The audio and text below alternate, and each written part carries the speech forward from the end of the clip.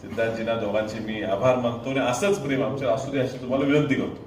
गोरेसाहेब या ठिकाणी आलेले आहेत. एकमतजी आपले जावई आहेत, त्यांचं सासूरवाडी आमच्या शेजारी आहे, आमच्या भिंतीला भिंत लागून आहे.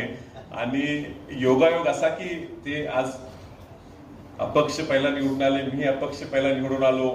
कधी आता परत मी काँग्रेसमध्ये जाईन नाही तर कुठल्या तर पक्षात जाईल, पण कुठेतरी आम्हाला पण पुढे जाऊन मंत्रिपद मिळालं असं अपक्ष सुरुवात केल्यासारखी त्यांच्यासारखी आमची पण सुरुवात पुढे जावी अशी आपण विषय करतो.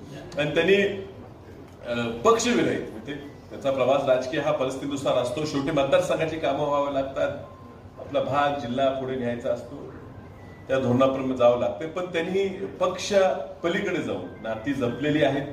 आपल्या जिल्ह्यातही आज जपलेली आहे. म्हणजे प्रत्येक जिल्ह्याच्या अगदी ग्रामपंचायतीचा एका सदस्य सुद्धा जो त्यांच्या बरोबर 5-25 वर्ष आपण कुठेतरी संबंधित आला असेल, त्याला सुद्धा आज असं वाटते की माझा भाऊ आज या ठिकाणी कॅबिनेट मंत्री